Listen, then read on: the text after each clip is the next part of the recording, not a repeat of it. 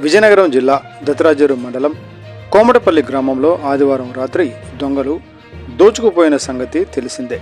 Close team వచ్చి పరిశీలించిన తరువాత ఉల్లి శ్రీను ఇంట్లో డబ్బు, బంగారం, వెండి సామాగ్రి పోయినట్లు బాధితులు తెలిపారు.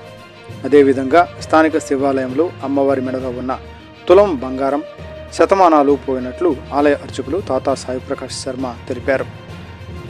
వత్సవాయి నాగమణి చెందిన ఇంటి కిటికీ ఫ్రేమ్ తొలగించి పరుసులో ఉంచిన సుమారు 10,000 నగదు, 6,000 విలువ చేసే వాచి, ఇంటి బయట పార్క్ చేసిన బైకు దోచుకుపోయినట్లు బాధితులు తెలిపారు.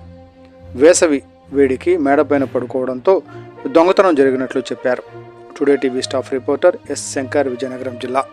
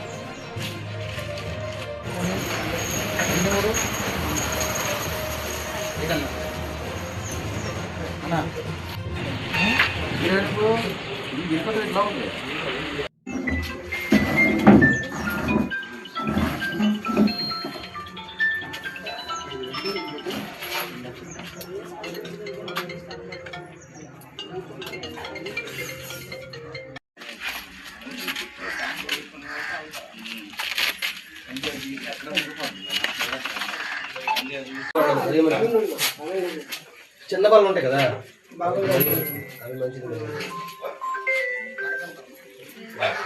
ఈ 3 బాటిల్ ఏ బాక్సులు తీసాడు ఆ టక్కుని తీసాడు.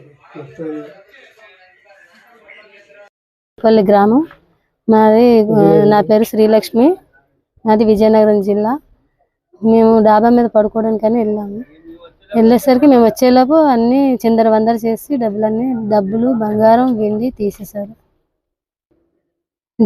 జిల్లా దత్తరాజేరు మండలం కోమటపల్లి గ్రామంలో పనిచేస్తున్నటువంటి ఆలయ ప్రధాన అర్చకుడు తాతా సాయి ప్రకాష్ శర్మ. మా యొక్క ఆలయంలో ఆలయం శివాలయం, కోమటపల్లి శివాలయం రాత్రి భాగం ముందు చోరీ అనేటువంటి జరిగింది. శివాలయంలో క్యూసీ టీం వచ్చిన వరకు చెక్ చేయలేదు. లోపలికి భక్తులు ఎవరిని కూడా అలౌ చేయలేదు. లోపలికి వెళ్ళి చూస్తే అమ్మవారు బంగారు పుస్తులు, ఉండీలో 10,000-15,000 రూపాయల వరకు నగదు పోవడం జరిగింది.